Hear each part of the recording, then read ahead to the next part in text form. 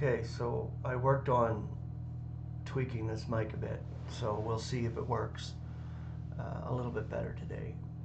I'm always having audio problems. I think every one of us has technological issues when it comes to doing videos. I'm not a podcaster or a YouTuber or any of this stuff, but God makes it work so we get a message out. So that's what's important.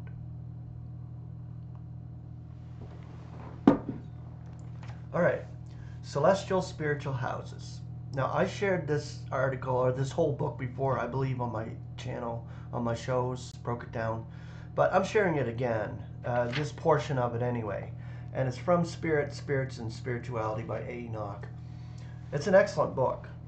You need to get it because it just gives you a great idea and understanding of what spirit is and what spirits are, what these beings are, these spiritual beings. Enoch does a tremendous job here. So I'm sharing it again.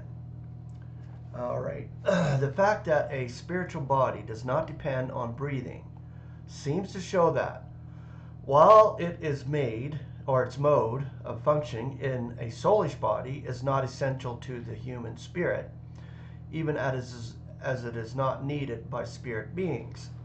We might make this clear by means of a parallel. The food we eat seems essential to the human body. Certainly it cannot live long, as at present constituted, without food or apart from the soil from which our sustenance is derived.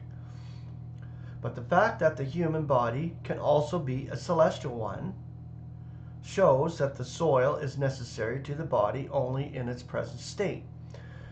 So, Paul saw the glorified Christ on the road to Damascus. He had a body. He saw him. It blinded him.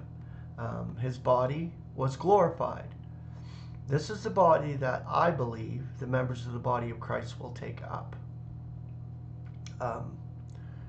I somehow think the Lord actually even lowered. It was brighter than the noonday sun, but I think he lowered his power in respect to not killing Paul, but just blinding him. Our new celestial houses will be powerful, by the way, and we will be still human. We're not going to lose our being. I'll put it that way. We will still be who we are among the celestials, only vivified and glorified. Big difference. So we need to get this straight. Christ came down, took on a human form. He did not lose his human. He became glorified and vivified in a new human body that is not mortal, it's immortal. It's hard to explain that, isn't it? I think Enoch does a tremendous job, so we'll continue reading here. All right. Okay. But the fact that the human body can also be a celestial one, yes, shows that the soil is necessary to the body only in its present state. If this is so as regards the body, how much more may it be true of the spirit? The further fact that there are spirits without flesh and bones makes it practically self-evident. Spirit is in general, as well as the human spirit, cannot be confined to the conditions under which humanity exists during the process which involves humiliation and death, and the withholding of the fullness of the spirit. To simplify the subject, we will ignore the bodies and spirits of the circumcision saints who remain upon the earth. Their state reveals less of the spirit's power than ours, whose bodies will be changed for a celestial environment. What is revealed concerning our future frames seems to be the highest manifestation of the human spirit. Hence, here we will receive the most help in understanding the spirit. And here we will be best guarded from allowing our present experience in a soulish body to obscure our apprehension of the glorious possibilities of the human spirit when fittingly equipped and at its best. The secret of the resurrection reveals that in our case, this terrestrial body will be changed to a celestial one. So we will not lose our body. We will have a new body. Get that. It's not going to be a vapor or a ghost, quote unquote, anything like that. So we need to get that right out of our vocabulary. It will no longer be a soulish or soilish body, but a spiritual and a celestial house. Nothing is said as to any change in our spirits. Then, as now, we will have bodies and spirits. But this body is not that which shall be. Would we not be informed if our spirits were different? Are we not justified in assuming that our spirit is the same and of the same kind? God's silence on this point seems conclusive. This being so, it is evident that our previous studies of the spirit must be limited to its association with the soulish body. In humanity, as at present constituted, the spirit leaves with the breath, but in the resurrection body it does not. It is evident, therefore, that the present manifestation of the spirit in humanity does not reveal its essence, but is a temporary manifestation. We will need to add to our knowledge of its present operations what we know of it in vivification, before we can form an idea of its essential nature. As the resurrection bodies of the saints neither disintegrate nor die, there is no need of the bloodstream to carry new supplies of substance to renew the waste which the dying process produces at present. Nor will it be called upon to convey oxygen from the air to sustain cessation and life. Hence the blood disappears in the body that shall be. It was not restored to our Lord in resurrection. Hence the spirit will not function through the breath and the blood, as is now the case. Life will no longer involve a process of combustion energy. Energy will come from other channels. This opens up to us a view of the spirit which transcends our present experience. Yet we must confess that since this manifestation multiplies the power of the spirit, it must be a much better revelation of its essence.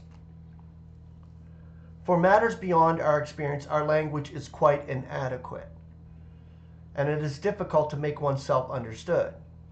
Hard to explain. So we will only indicate the probable direction of the truth by using an illustration. Okay, our present state may be compared with a lamp.